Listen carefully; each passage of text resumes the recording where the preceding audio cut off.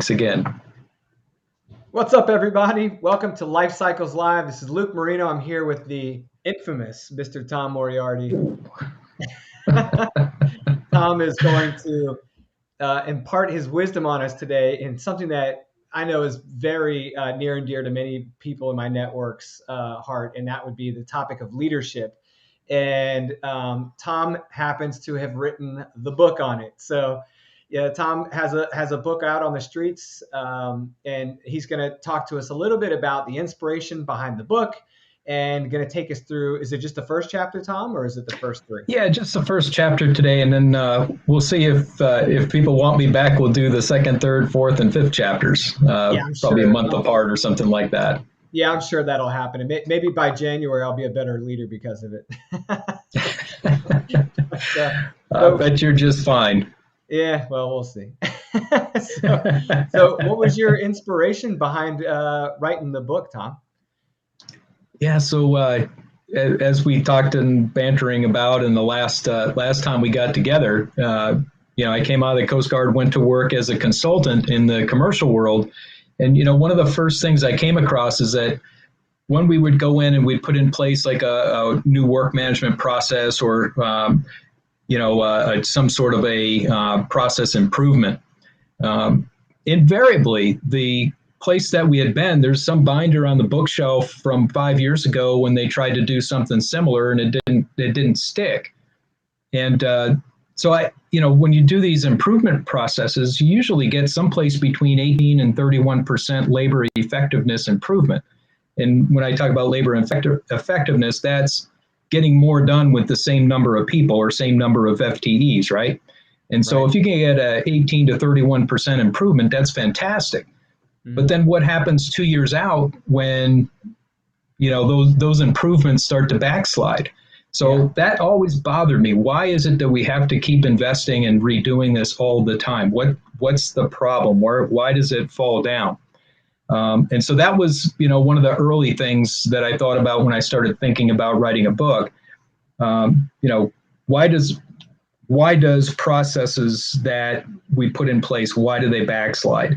And, what's the difference between some places? The second thing was, what's the difference between an organization that's a great place to work versus other places that are not so great? Right. So when I do workshops, one of the first things I do after the introductions is to ask people, use a couple of words to describe the best workplace environment that you ever worked in. And I have them write them down or we put them up on a whiteboard. And now tell me about the best place that you ever worked. Right. And we see the words that come out. People are very passionate about it, right? Both ways. If they worked someplace poor, it's micromanaged, it's not appreciated, all those sorts of things. And if it's a place that they really liked, it was, my boss was great. I got to do things, I got to learn new things, and there's a very stark difference in the words that they used to describe the two. So I wanted to kind of dig in, get to the bottom of it, and then not just discuss what it is, but then also how do you fix it? How do you put things in place to become a great workplace and to have people have that experience of a positive work environment? And, for the business, I wanted them to be able to realize the value by doing these things too, right? So we'll talk a little bit about that today, the business case as to why it's important for the business and also for individuals. What's in it for the individual? I think that's super important, especially the business case side of it, because I think that's one of the things that is often either misunderstood, improperly executed, or just blatantly overlooked when it comes to standing up any type of new program, right? And you hear the same. I mean, I just had this conversation in the Ask Me Anything session on Upkeep's maintenance community this afternoon. Hey, what does it take to get from reactive to proactive? Well, a lot of it has to do with program management, and establishing a program can sometimes be harder than fixing one that's in place, because you have to establish that justification for the program. And the BCA is integral in that establishment. So I think that oftentimes that's where maybe folks that don't have a deep understanding of how the business side of things works fall short in achieving that goal, right? They just don't get the BCA right. Yeah. Yeah. Right. The other part of that is, and I've talked about this all the time in workshops and presentations, is that we send people. So the typical scenario is, the plant manager notices that people are abusing their lunchtime and their break times, taking too much time, doing things like that. So he says, "Hey, let's get some leadership training." And so he goes to the HR director and says, "Hey, find me some leadership training." And the HR director thumbs through the yellow pages, or the Google equivalent, and they find some regional training company that does leadership. And they select, they'll go out and ask 3 different companies for bids, and I call it the glossiest flyer lowest cost index, right? So they pick the one with the glossiest flyer and the lowest cost, and they'll do a day at the Holiday Inn Express. So it's an off-site thing, or maybe it's a conference room in the plant, and there's a dozen or so of the plant leadership staff go. And, they teach them time management, communication, giving and receiving feedback, blah, blah, blah. They leave the training, they go back to the plant, and nothing changes. And so why does nothing change? Nothing changed because, number one, they only taught leadership skills, but there's a whole lot others, and that'll be in chapter 3 that chapter 4. We'll talk about all that. But there's a lot more to it than just leadership skills. And so basically what happens is you come out of training and you go right back into the same environment. So the people that the trainees work for haven't changed a bit. So their expectations haven't changed. They don't require the people to apply what they learned in the leadership training. And oh, by the way, the last time they got leadership training was 5 or 7 years ago. And the trainer that they use this time is using different language, different terminology. So the leadership information that they're being trained on hasn't been socialized. And, it doesn't work. So what we want to do is set the stage for, what are the reasons why, what are the problems, right? Why do we want to, what problems do we want to solve by studying the book or studying leadership generally, organizational development generally, and then actually step through and solve those problems. And so this first chapter is really, some background information. Why do we want to solve these problems, and where's the value for the organization? Where's the value for the individuals? The second chapter is I talk about the human brain, and because that's really important to understand how people learn, how people develop habits and behaviors, and how they develop habits. And habits are the precursor to culture, right? So if we can get the more people to use the same habits, then we get a culture as a result. It's not, this is the culture we want, so have this culture, right? So you're encouraged, you need habit forming activity, right? Absolutely. And, I attack this book like an engineer would, right? So I look at what is the problem we're trying to solve? What are the knowns? What are the unknowns? And then what's the solution, right? Build the business case, build the brain case, and build, is some psychology in here and everything, because that's the raw materials that we're working with. So I hope that if folks have read the book, that they'll take that away from it, that it's in a very structured way. And while I wrote it, it was published by Industrial Press, and I wrote it with plant persons in mind, or facilities, maintainers, operators, blue collar folks. It also works if you're in an engineer, you're an engineer in an engineering staff, a procurement staff, or whatever. It doesn't matter if it's manufacturing or if it's a bank or whatever. All the principles, again, back to engineering, first principles, right? We're all humans, and we have first principles on how we behave. So that's where it starts from.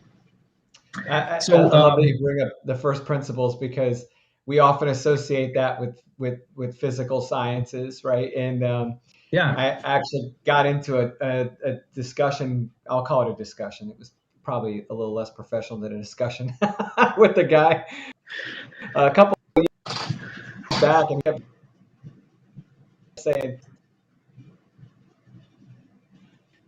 Oh, you're stalled out there a bit. all these consultants, they don't lean like, dude, need the softer stuff. Yeah, it's good now. My bad.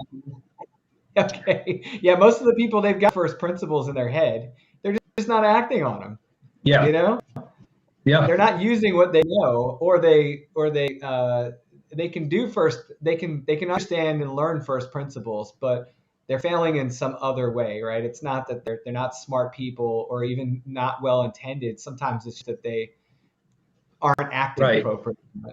Well, and as we'll talk about, to me, it's two pieces. One is that the individual has to have leadership capability, right? They have to know, and they, as you said, most people know, the principles about how to do leadership. But the second piece of it is the environment that they're working in, the organization that they're working in, right? The culture of that organization. If it doesn't allow you, to for instance, empower somebody to let them take on a new task and have them, not perform that task perfectly, right? Well, if you're their supervisor and your manager is on your butt saying, hey, we don't have time for this. Well, that's the second piece of this, right? I call it the blob, right? So if you're trying to perform as a good leader, as a productive leader, but the blob won't allow you to, right? So you can only do as much as you're enabled to do. And so that's why there's these two pieces. And the third piece that I'll bring up is the leadership and organizational development, the development and training and the system, right? The policy around that. So there's really three things that we'll kind of run into here. Gotcha. So I guess what I'd like to do then is, as I mentioned earlier before we went live, I've got a bunch of notes and I'm going to rifle through the notes. And certainly if something doesn't sound right to you, just stop me and I can go into it, and then we'll reserve some time. And I see there's a bunch of folks online here. So if any of them have questions as I go through this, we can reserve some time at the end and we can go through those. Excellent. Yeah, sounds great. Fill us with knowledge. Make me okay. So this first chapter of the book is called The Productive Leadership System, Maximizing Organizational Reliability. And it's available through Industrial Press or Amazon or whatever. It's hard copy as well as in ebook form. So the first chapter of this book is called What's the Problem? And as I mentioned earlier, people that are in poor workplace environments, when you ask them to describe what it's like to work there, they talk about things like people don't have clear direction, or there's unclear policies, plans, processes, procedures, and measures, or that the managers and supervisors are not held accountable. They don't have great leadership capability. They don't have a leadership development or periodic training that occurs. So most organizations don't work on the right problems. In the book, I talk about this concept of cargo ships, right? So back in the 40s and 50s, bulk cargo was handled with, stevedores down in the hold of a ship, manhandling sacks or barrels into a net, and that net would bring stuff over onto the dock. Well, that caused problems in pilferage, so stuff was laying around on the dock. Anybody could walk over, steal part of it or whatever. It took a lot of time to onload and offload. And so a lot of the shipping companies started working on getting ships that would transit faster. But that wasn't the problem. They weren't working on the right problem. So they had ships with smaller crews, larger cargo holds that could travel faster. But the holdup, the bottleneck, was when you were at the dock, right? So that's when we fast forward to containers, containerized shipping, right? So that greatly improved the throughput in all of the ports. It reduced the costs. It, did all kinds of benefits. So the idea here is that we want to work on the right problems. So just saying leadership training is not working on the right problem, because we've been doing that for years, and more often than not, the needle doesn't move. So if I could ask a question real quick, uh, Sure. only because I'm sensitive to the training piece of this, because that's one of the things I dabble in. But like, I find that is sometimes used as an excuse not to train, right? Like, oh, I shouldn't Yeah. invest in leadership training because, well, we all know it's not effective. We're just going to go to class and then go do nothing, right? Right. Right. That's not We true. come out of the class and it never changes, right? Or you might get Yeah, a short term bump for 2 or 3 weeks and then it just falls right back to where it was. And yeah, that's what we talked about earlier, right? So when I think about solving the right problems are accountability, leadership standards, and having a policy, a leadership development program, not just, hey, we need to go get some leadership training, right? So now let's kind of walk through these. So when I talk about accountability, when I think about accountability, I think that at each level of leadership, there's a binary or reciprocal expectation of accountability, right? The senior person across that level is accountable to provide direction, guidance, and assets, right? Where do we want to go? How do we want to get there? And here's the vehicle, right? Here's what we need to get there. As a senior person, that's what I have to provide. As the subordinate or junior person that reports to them, I'm accountable to execute that direction guidance with the assets I'm provided and to provide feedback, right? So I need to tell my boss when the emperor has no clothes, or if they give me guidance to do X, Y, and Z, but they only give me the assets to do X and Y, it's on me to let them know that, right? and to let them know that in the right way. Yeah, yeah. Oh boy, To it let them makes me know in an think a lot. effective way. Yes. Oh, Um, Now, when I say leadership at every level, where there's accountability at every level, like a large corporation might have maybe 7 levels of leadership, right? But this binary or reciprocal accountability applies at each level, right? So if you're a line supervisor, you're the senior person to your work center, but you're also the subordinate or junior person to the manager that you report to. Same thing with that manager. That manager is a senior person to the supervisors that report to him or her, but he or she is also the subordinate person to that division, department head, or whoever else that they report to, right?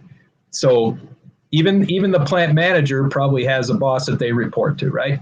So the idea here is that you wear 2 hats. As the senior person, you wear one accountability hat. So let's take this. I'm the maintenance manager. As the senior person, I provide direction, guidance, and resources or assets to my supervisors, right?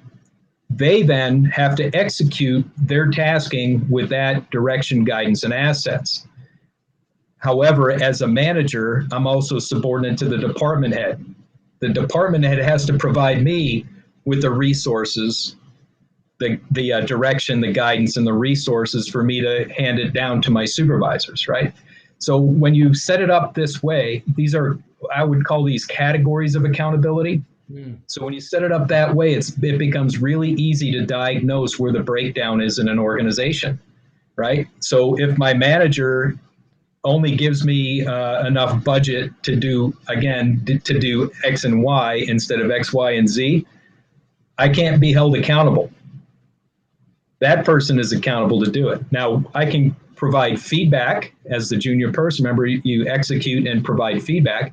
I can provide feedback that says, I would like you to relieve me of the responsibility for doing X, or I do X, Y, and Z at a lower level. Whatever that solution is, it's on me to bring that solution to the boss.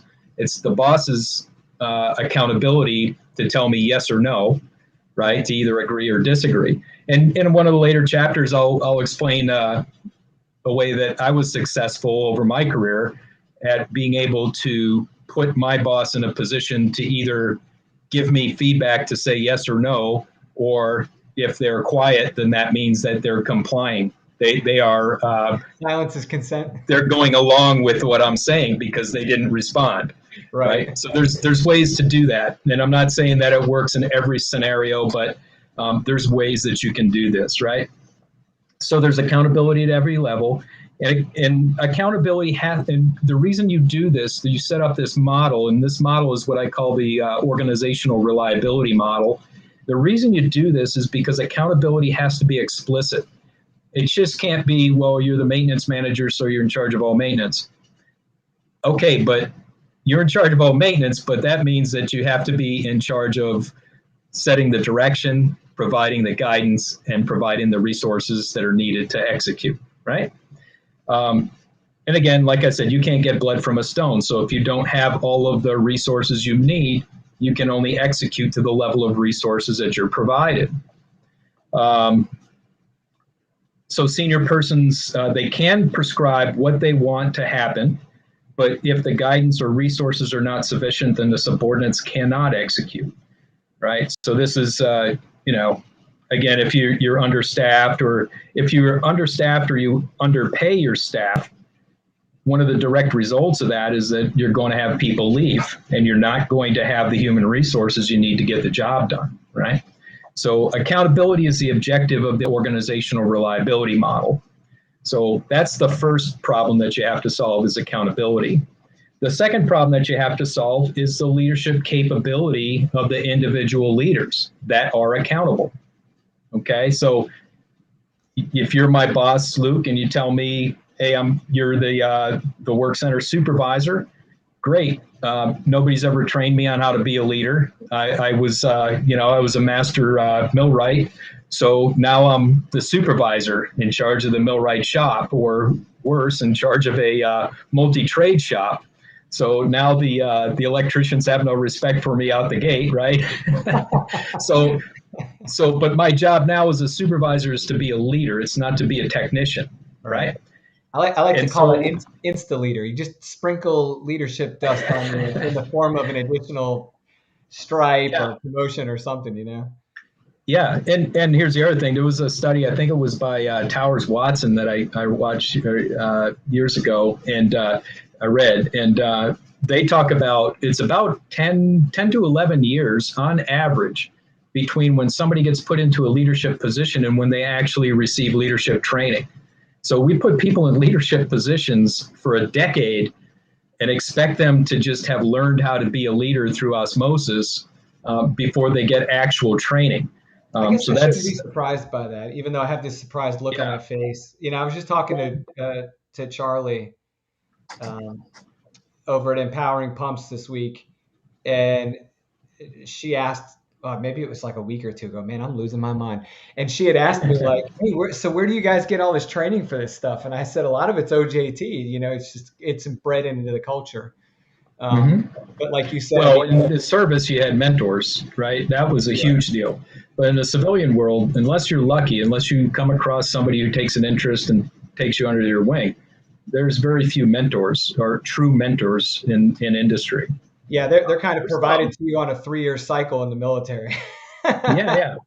Which, I mean, I think we talked about that last time. It was, to me, it's a tremendous crucible, right? Because you learn what to do, you learn what not to do, and you see all kinds of styles on how to do it. So that's another thing that I profess too, is that there's not one style to be a leader, right? It's your personality needs to come through. But as we talk about, more details in later chapters about how, what is productive leadership, what's a productive leadership model, we'll talk in a little more depth about, what that means and how personality really doesn't fall into it.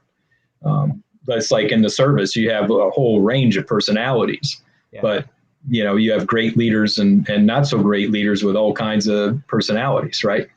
Yeah. And I think your point about, mentorship availability is that's really important. And I think that, thank God for technology, right? Like we have the ability now to establish networks in places like here, like on LinkedIn, or in other communities of practice like SMRP, or even some corporate provided communities like at East Partnership. We've got a community, the maintenance community from Upkeep. Empowering Brands has one. I mean, they're like throughout the industry now, whereas maybe 5-10 years ago, it would have been really hard to find them.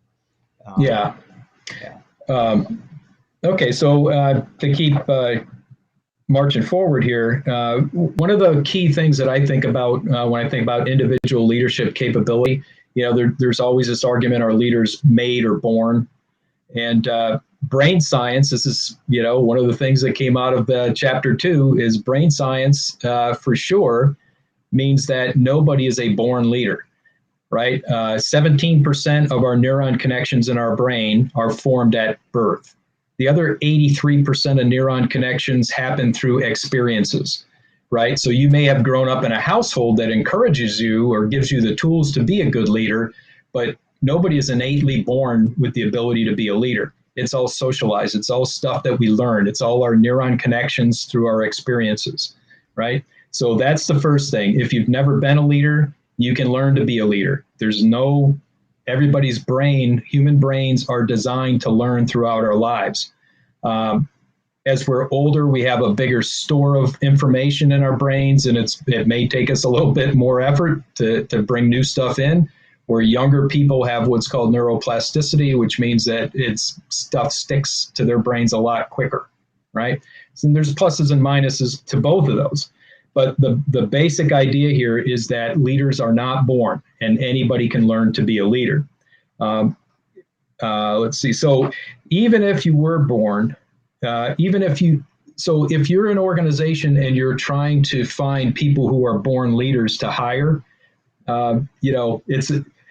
it's a fool's errand, right? Because they're looking for the stamp on the bottom of their foot. Yeah. Because even if you could find somebody who you would characterize as being a born leader, somebody who's a great leader, it's a very small percentage of the population.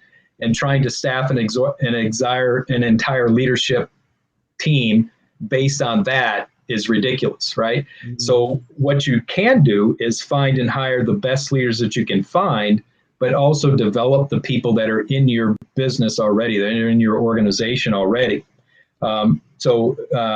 What we have to do is develop leaders, right? So, and again, that foundational piece, you have to have that accountability, that model that assigns accountability, that gives you the foundation, that says, this is what we expect of our leaders, and this is what you as a leader are accountable for. So now let's make sure that you're capable. You're a productive leader. You're capable of doing those things, right? So a definition of what organizations expect out of what leadership capability is, this kind of bleeds a little bit into the third element of, having a leadership development program.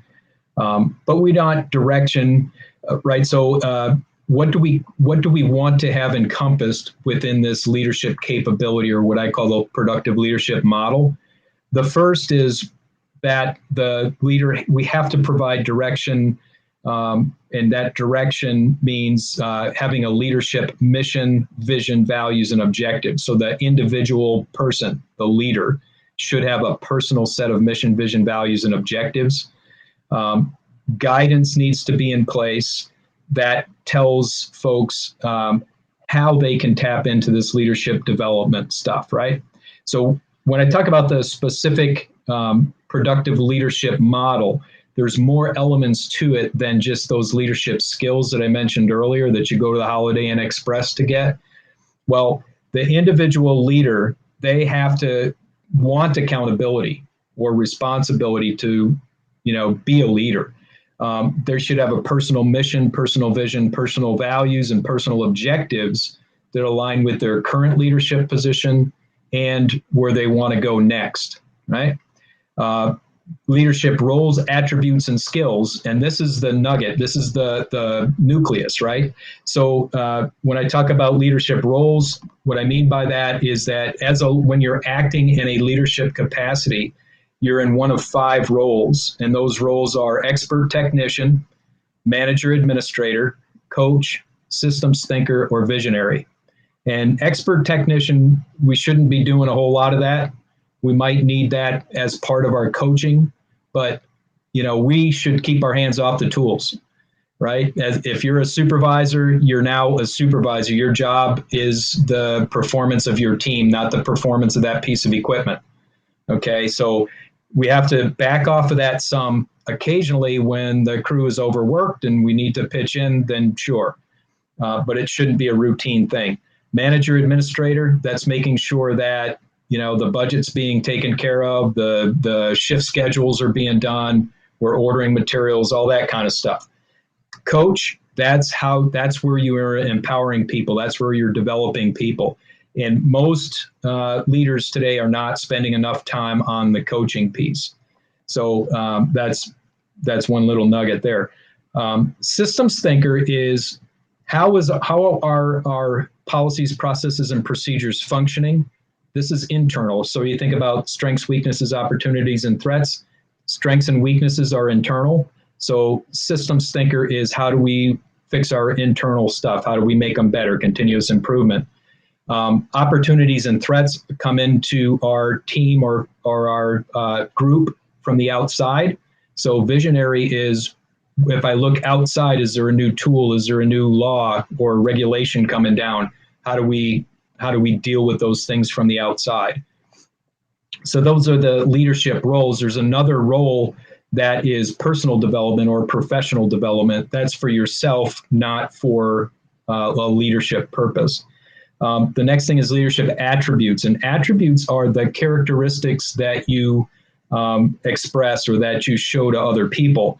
And there's an acronym KARMA with a C, right? So that's to be consistent, attentive, respectful, motivational, and assertive. And that's how you want to interact with other people. You want to be consistent so people know what to expect from you. You want to be attentive, right? Keeping an eye on things, making sure that you're focusing your effort where it needs to be. Respectful, I don't think I need to go into too much detail there. Motivating, so we want to get to know the people that report to us so we can give them what they need to be better and to be, successful and to feel good about working there. And then assertive. Assertive is one of the ones that's difficult for people to learn how to do because it's hard. It's emotional when you get in front of somebody and tell them they're not doing something right. But there's ways to learn how to do that. And in the later chapter, we can talk about that, go into detail about that. But there's also assertive to give somebody positive reinforcement, right? So it's not just about being negative. We need to do more assertiveness. Leadership skills are those things we talked about earlier: time management, communication, empowerment, giving and receiving feedback, and conflict management. Then there are sources of power. And, as a leader, you need to have a source or sources of power so that you can do your job, right?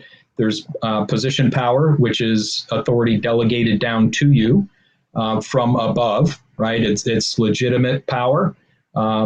The other one is personal power, and that's how, if you have good attributes, leadership attributes, you're doing things consistently and so forth, people will willingly listen to you. They give you power over them, right? If they're treated well, you're gonna have that referent power or expert power, and they will willingly be influenced by you, right? This is the part that people confuse with born leadership. Yeah. Born with that personal power. It's like there's a lot of relationship forming and trust establishment and things like that come along with gaining personal power. Absolutely. Yeah.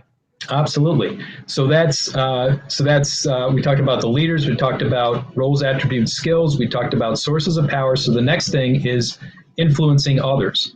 And influencing others is never be perceived as manipulating people. Influencing people, I think about like a pump. What does a pump do? It doesn't create pressure. A pump creates a low pressure area that induces flow, right? So what we want to do as a leader is create a low pressure area and let people flow into it, right? That way we get work out of that system, right? And so what we want to be able to do is have a degree of trust. We want people to trust us, and we want to trust them. And there's, things that we can do to increase trust, but there's also things we can do that will lose trust, right?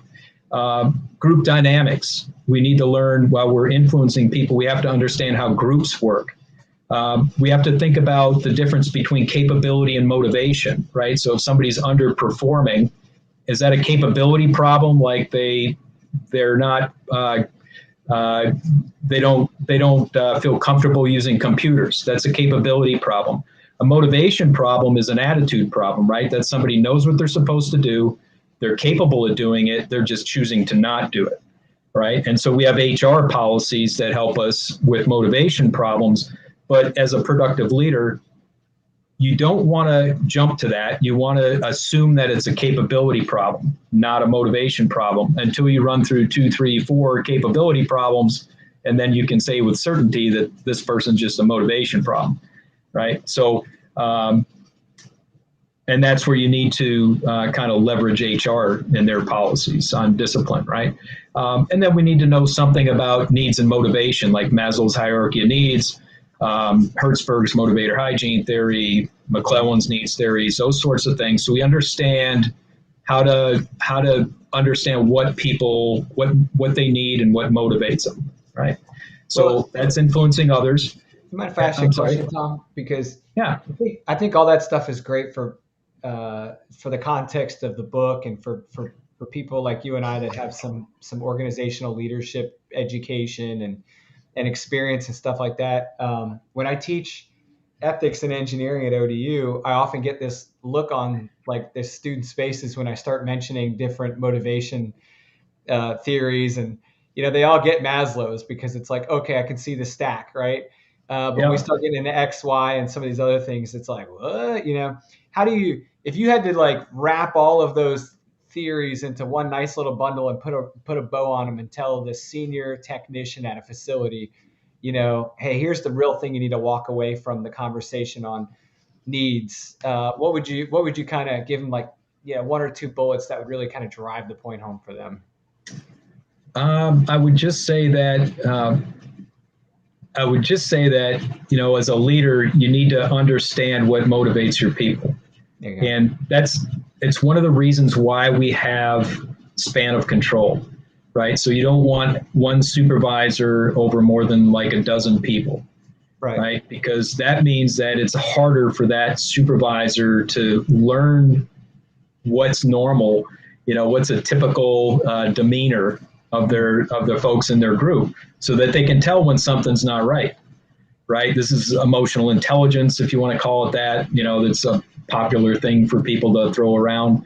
But it's understanding what motivates and demotivates, not just what motivates, but also what demotivates. And that's why I like Hertzberg, because we want to minimize dissatisfaction so that we can use things that help to motivate people, right? So what Hertzberg's model says is that if somebody is dissatisfied enough with their situation, you can do all the motivating things in the world and they won't be motivated.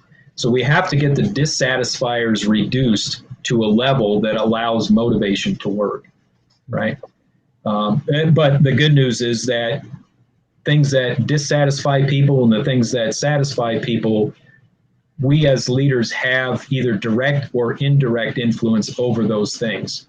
So we can make people's lives better and we can make them worse. Obviously we don't want to make them worse. We want to learn how not to do that, right? I heard orders are really good for things like this. Oh, yeah. Well, that's position power, right? Yeah, exactly. So that's the second piece, right? So that's leadership capability. And through that whole discussion, you learn that it's not just leadership skills. It's not, 5 or 6 leadership skills. It's all the stuff that goes around it. And that's all the stuff that's hardly ever taught at the Holiday Inn, right? So now we talked about the organizational reliability model. That's the culture that allows leadership to flourish, accountability. And then we have leadership capability, which is how an individual leader carries themselves and how they actually execute their leadership role.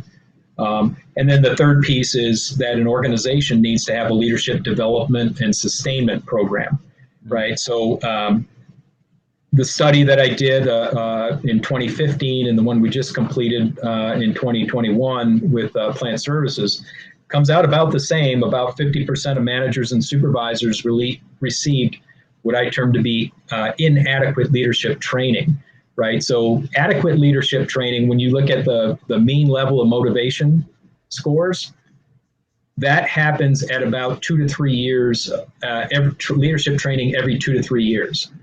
If it's less frequently than that, motivation scores are lower. If it's more frequently than that, motivation scores are higher for leaders, okay? And so motivation among leaders is correlated strongly with the frequency of training them, right? So leaders on average, safety, you know, what's that? Treat it like safety. We'll just do safety training every 3 years. Yeah, exactly. See how and that then you goes expect over, to have no recordable incidents, right? Yeah. Sorry, I didn't mean to interrupt you. It's like when you want to show the importance of something, you know, you really demonstrate how much you care about something by you know, doing exactly what you're saying. Yeah. And so, and this is a fairly simple concept, though, right? So, to put a leadership development and sustainment program in place, you know, organizations, what you have to do is have a productive leadership policy, right? So, that should come from the senior person in the organization that assigns accountability and responsibility for the leadership development program.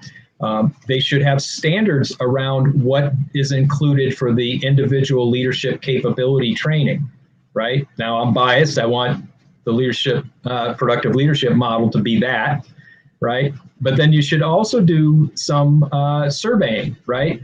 So team effectiveness surveys and motivation surveys so that you can move the needle. And if you do those correctly, you can actually link direct reports to the leader. And you can identify, well, this leader needs help in communications, or this leader needs help in, you know, communicating team norms, or, you know, whatever it might be, so that you can drill down and you don't do like this blanket, you know, so one or two people is causing a problem. So to not embarrass that one or two persons, we do blanket training for everybody in the organization, and 90% of them don't need it, right? And they're bored by it. So, you know, being able to target, and this is that's that coach piece, right? Coaching in the leadership role. If I'm looking at my direct reports and I see this one needs X and this one needs Y, that's where I need to spend my coaching time and work with those individuals to bring up those low areas, right? So that's kind of the gist of it. So again, so for this third item, the leadership development and sustainment, you should have a policy in place that assigns accountability and responsibility for managing that program or that policy. You should have comprehensive leadership training that talks about what are the capabilities that we need to have. And then we should have some level of measures so that we can see if we're moving the needle and where our weak spots are, where our strong parts are, right? Because those surveys can also tell you who's ready to be promoted, right? They're hitting firing on all cylinders. Well, we don't want to just promote somebody because they've got so many years in the organization. We want to promote people that have all the tools, right? So then I was going to throw some slides up here just to talk about the business case, right? Yeah, let's do it. So let's do that. All right, guys, this is magic. By the way, this is a huge milestone for us. We've never shared a presentation live. So you ready? I'm going to flip the switch, and if everything explodes, it's Bob Latino's fault. Stand by. And... Okay, so just tell me if you can see the screen. Yeah, we're good to go. Yep. Okay, so I wanted to go through some business case analysis here, right? So what are the benefits? Where do they show up? Well, if you have good productive leadership, they show up really in three areas: labor effectiveness improvements. And I personally have been involved with 18 to 31% labor effectiveness improvements. For the analysis, I'm going to use 20%, so that's a conservative low end. Absenteeism, right? So absenteeism typically decreases between 35 and 50%, and turnover typically decreases between 25 and 40%. So in the analysis I'm going to put up here, I'm using everything to the low end of these benefits, okay? So what's the business case? Well, let's use a typical organization. Let's say there's about 10 managers, and the managers are making someplace around 90K a year. And let's say it's a 1-to-3 ratio between managers and supervisors. So we have 30 supervisors and 300 team members at 65,000 and 50,000 per year. You can do the same analysis for your organization, just plug in your own numbers. I would just some conditions here. If we assume 1,760 hours per year per person, labor effectiveness is typically in this organization is initially low. Absenteeism is about 10 days per person, and turnover is at about 15%. So we can calculate the value of labor effectiveness if it improved by 20%, absenteeism if it improves by 35%, and turnover by 25%. And again, these are those low ends of the ranges, right? So labor effectiveness, we have 300 FTE, 20% of those, 60 FTE. So 60 FTE times 50,000 a year is about $3 million a year. Absenteeism, 300 FTE, 10 days, 8 hours a day, 24,000 FTE hours per year. Those 24,000 FTE hours per year, improving by 35%, is about 8,400. So that comes out to about 4.8 FTEs per year for this 300-person workforce. And that, the equivalent at 50K is about 238,000.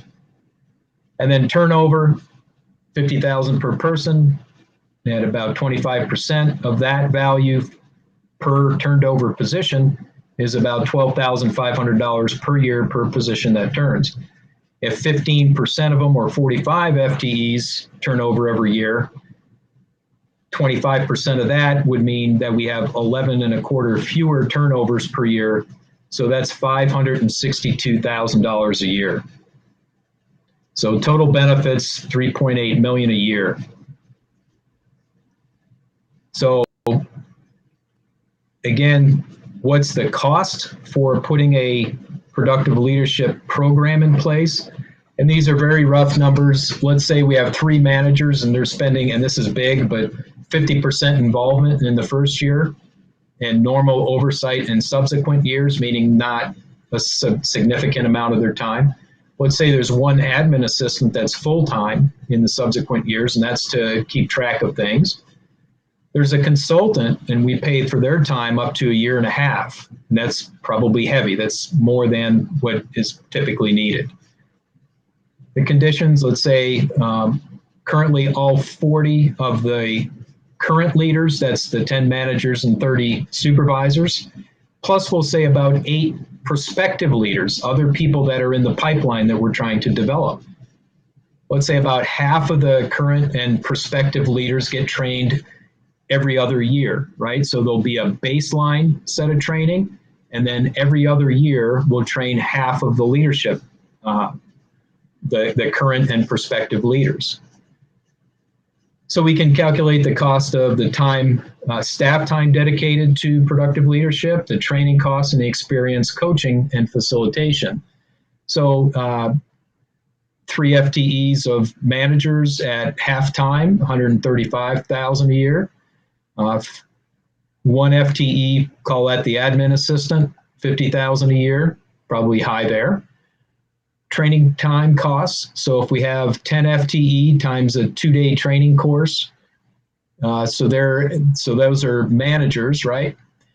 So it's $8,182 just for their time sitting in the classroom. Same calculation for 30 FTE. This is the initial training, right? So you're getting all 40 of them. I forgot the other 8 prospective leaders, so pardon me on that. That'll be a little bit higher cost. That's all right. We'll just get rid of them, guys. What's that? We'll just get rid of them. Okay. So the experience coaching and facilitation, let's say it's 325,000 fees, travel expenses, materials, all that stuff for the first year. And then the second year is 150,000 with all of the training and in materials and so forth. Again, those are probably pretty high numbers. So the total cost for the first year is about $685,000. And for subsequent years, it drops down to about $83,000. So what does that look like on a cost benefit basis? In the first year, it would be about a 5.5 to 1 payback. And in subsequent years, it's over a 45 to 1 payback. So if I asked you whether it was worth doing, just using those conservative numbers, I think you'd agree that it's probably worth doing.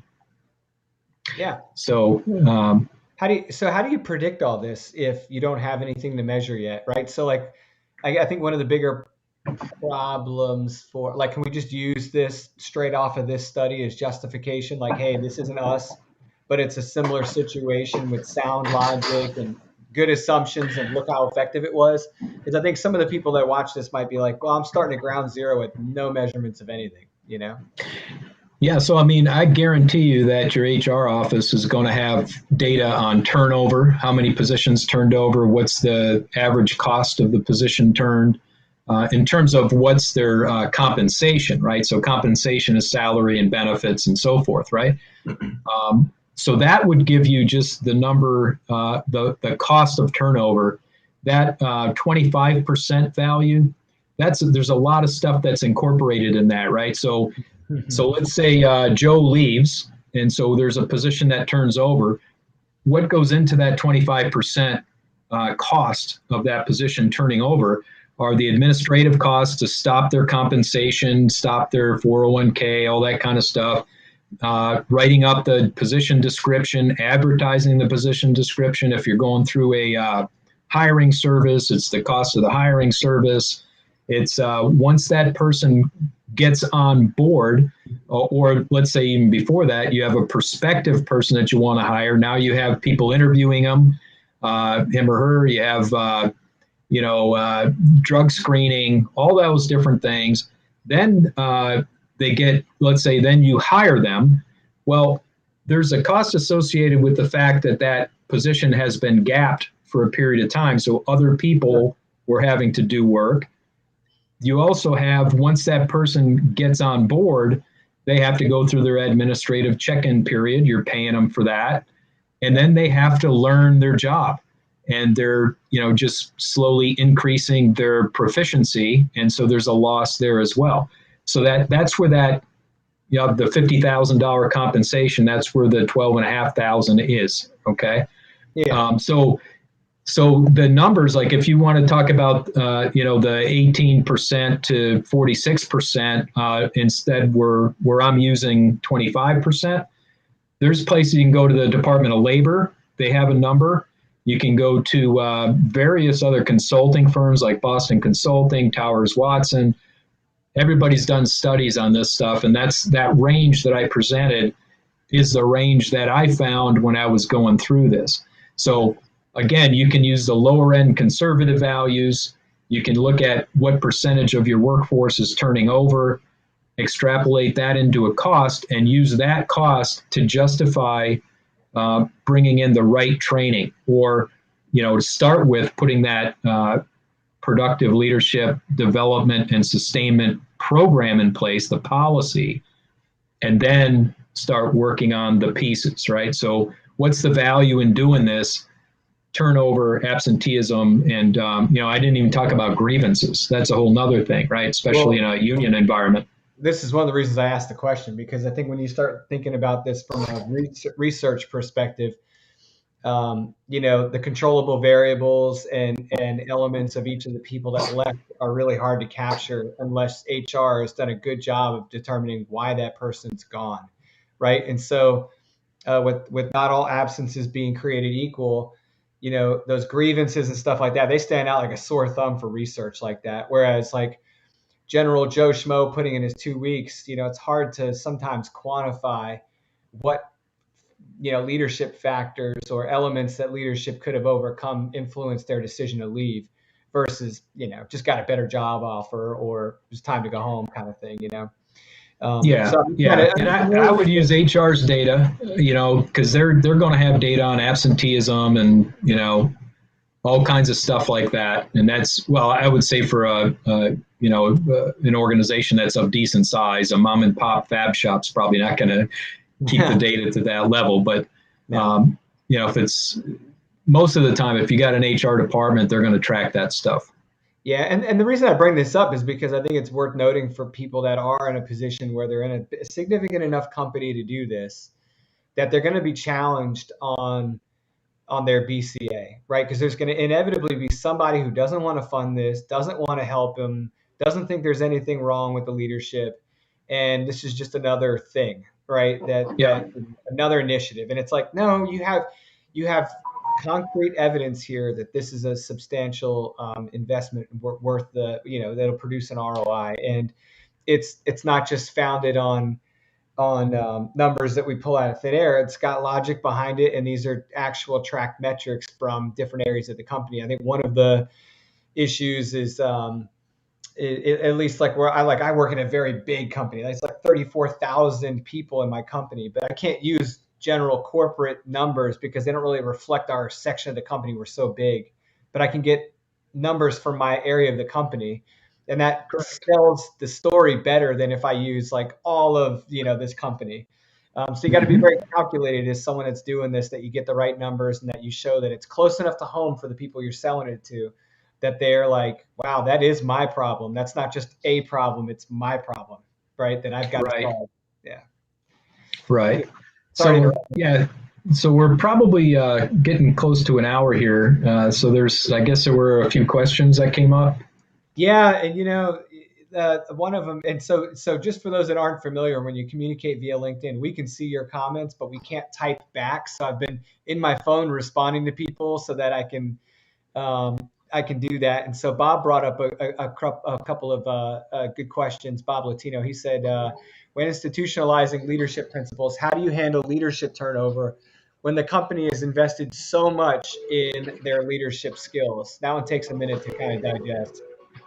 Yeah, so that's the old what if we train them and they leave thing, right? So, and the alternative is what if you don't and they stay, right? Right. So the whole thing is you want to set yourself up to have a culture of good, strong leadership so that they don't want to leave, right? So there's a lot of organizations that have really poor culture, really poor leadership uh, scenarios. So my thing is try to make yourself the best organization you can and make it so that they don't want to leave. In some cases, these are people that are going to be high flyers. They want to keep going faster than what the opportunity is in your plant. So to me, I say, God bless, go for it. And if that means I lose your talent, okay. But if I have a good system in place, I'm going to continue to build the talent that I have. So when one or two or three or four leaders leave, we can plug in people that are those prospective leaders ready to be advanced. Yeah, and I think a big part of this scenario, which I love that you brought up, if we train them and they leave, what then? What if we don't train them and they stay? I think the missing piece of that equation that that some leaders forget is, people are going to leave, and when they do, it creates a need. You know, it increases the weight of the leadership on the other people. So the better trained they are, the less impactful that person's loss is. It's not just about whether that person comes and goes. Exactly. What happens to the rest of the team? If the rest of the team is better prepared, we're okay. We'll be all right. Yeah, and I would add that if that person leaves, chances are the place they went to isn't going to have that same esprit de corps, that same culture, and they may come right back. Yeah, I've seen that a exactly. lot of times. Bob followed that up with, how do you hire quality leadership potential? How do you know their potential? Well, that's a much harder one. Obviously, if they've got on their resume where they worked before, sure, you can call them up and see what's there. But I'm always when I think about the hiring process, one of the things I think is an underused aspect is the interview process, right? So people go into the interview process and they have a list of questions to ask. And what I do though is I want to say, here's a scenario. Tell me how you would deal with this. I want to hear if they're applying, being consistent, attentive, respectful, motivating, and assertive. I want to hear them explain using those characteristics or those attributes how they're going to go about it. If I say, well, you've got this problem employee, how are you going to deal with it? Well, if they might not use the 6-step or the 3-step process that I've put in the book, but if they have a process and they know how to think through that, Good, right? So give them scenarios and ask them to talk about how they would go through that scenario. Now, that's not them actually doing it, right? So talk can be cheap, but it gives you an indication on how they think. Yeah, and so I do a lot of hiring, and that means I do a lot of more interviewing than hiring. It's usually the way that works, right? So one of the things that Mm-hmm. I've found in interviews that's been a little eye opening since I'm doing it more this last year than in previous years in the corporate world. My experience up until I left the military was in boards, panels, things like that, where you're not actually interviewing the person, you're interviewing their record, right? And then when you come Yeah, out in the real world and you're hiring, it's you're back in the seat with personalities and all the stuff that's face to face. And I think that if you can target your questions in your interview in a way that you put them in a situation where they have to exercise some type of judgment that requires good leadership skills, you can extract a little bit of a picture of how well they would perform as a leader. Although the challenge is putting them in a situation that makes them think quick on their feet, but is appropriate and yeah, isn't a gotcha moment, right? So I had yeah, an interview with a guy who had a doctorate. He was in the same doctorate program I was in 2 years afterward, and he looked fantastic on paper. And when I met with them, this was for a very senior position. I said, "Hey, I need a good leader in this position, not just an expert engineer." And he said, "Oh, okay." I said, "How do you feel about running teams and managing people?" And he's like, "Yeah, I'll be honest, man. It's really just I don't really like it. I'd rather be a follower than a leader." And it was like yeah, interviews over in my head, but the reality is he was being very honest. yeah, Uh, which is a great trait. I was like, I don't, yeah. I, I'm going to I be would really, rather have somebody that's inexperienced but has the right attitude and yeah, that is willing to learn and willing to take on what it means to be a good leader yeah, than somebody who's a grizzly old guy just because he's got a big long resume, right? yeah.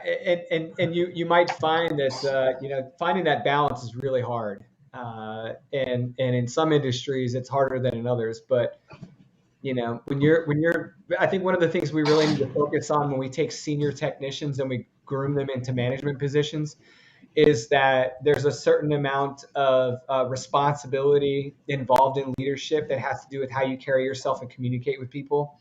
And I think that we've oftentimes rewarded kind of like this old salt kind of behavior, and we get away with that to a certain degree. But there's a time and a place, and you've got to be conscious of that as the leader, that you're exercising that appropriately. Yeah. Yeah. Well, my surveys, what I showed was that at least half of the team members have no interest in being a leader ever. Right. So we shouldn't try to force somebody to take a position just because we perceive them as an informal leader. Mm. They're happy being a master technician, master craftsman, right? So don't try to force them into a leadership position if they don't want it. The other 50%, some say, I expect to be a leader at some point, and others say, well, within the next, 2 to 5 years, right?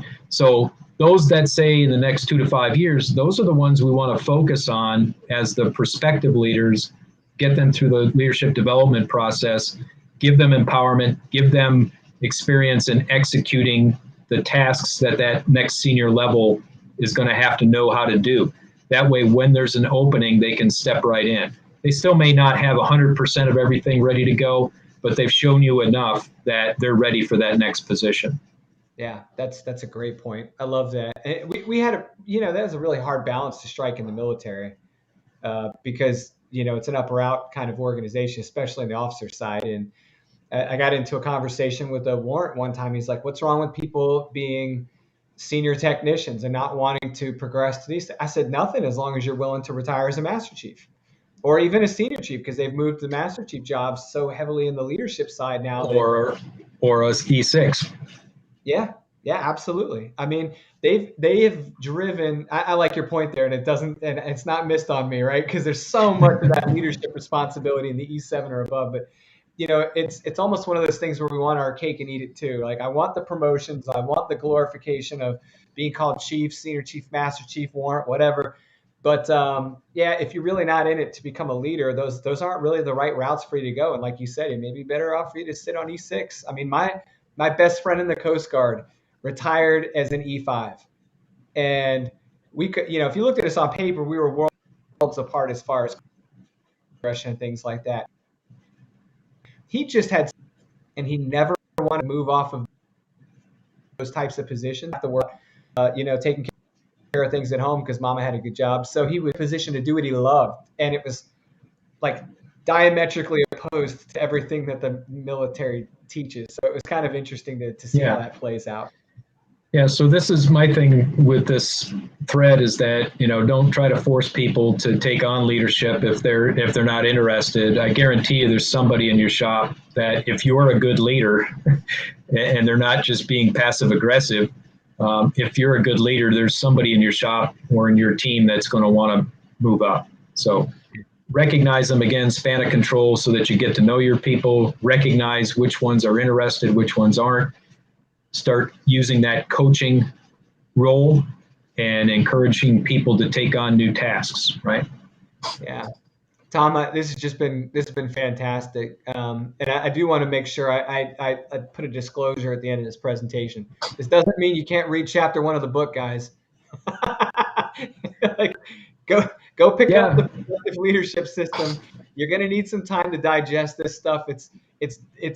There's a lot more to it than just this conversation. And I think that, my personal opinion is that having that written physical reference is extremely powerful when you're building a program and you're constantly looking back at checks and balances for yourself as a person developing a leadership program or maintaining one. And so, yeah, Tom, I appreciate the look behind the cover here and the deep dive into chapter 1. Is there anything we left on the table from chapter 1 that you think needs to be covered? No, not really. I did talk a bit about the New England Patriots 20-year run and how that was part of that was about accountability, right? And in my presentations, I list like the, dozens and dozens of people that came and went through that organization, and they still turned out a great product for 20 years. We'll see if their process still works in the next 5, right? Should I ask you if you're a Patriots fan? I would say that I'm not really an NFL fan anymore, and I'll just leave it at that. But if I were to follow a football team, it would be the Patriots. All right. But so I was born and raised in New England, so. Yeah. We I would just a little bit because of my crappy internet with the storm coming through. But yeah, Patriots fan. That's well.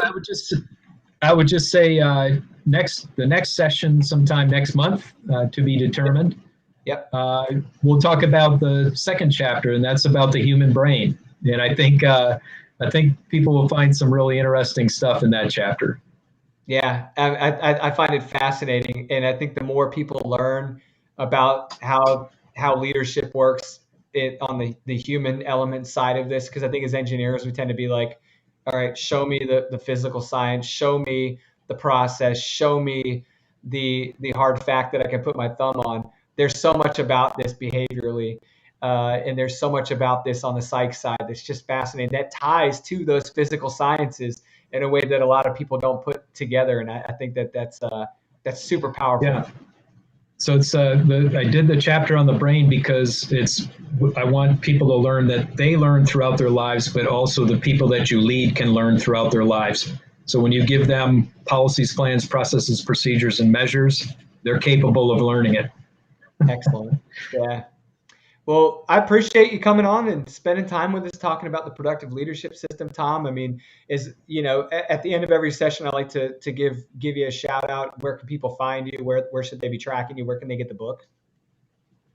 Hey, yeah. So the book is available on my website, alidade-mer. That's maintenanceengineeringreliability.com.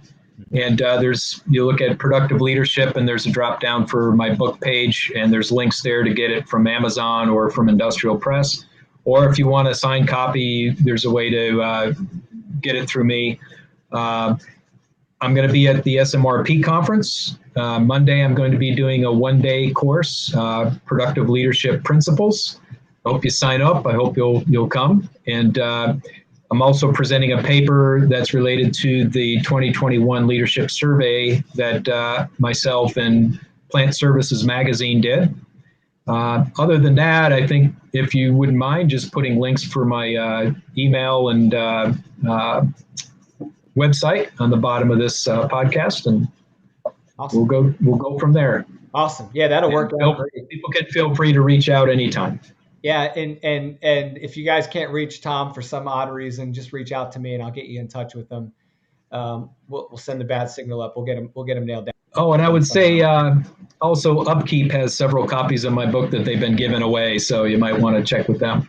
Yeah, we were just talking before the session today that I did an Ask Me Anything session for them, and the reward, I guess, of I don't know if it was random selection or what. I've got to go back and look, so I don't want to speak out of turn. But Tom's book was the prize from that session, and I thought, wow, they're either really good at like tracking what we're doing on LinkedIn, or this is complete happenstance, and I love it.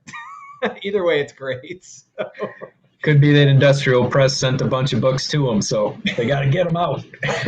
Yeah, like Ryan's got a box sitting in the book he's trying to push out. So guys, thanks for tuning in. As always, you can follow us here on LinkedIn. This episode's brought to you as always by East Partnership. Check us out at eastpartnership.org. We've got a YouTube channel. If you're looking to go back and watch these episodes, check us out on YouTube, and don't forget to subscribe. And Tom, we'll see you again next month. Thank you so much, my friend. You are awesome, as always. Semper Paratus. Thanks for the opportunity. Yep. Yes, sir. And everyone have a great week. We'll see you next week. Take it easy.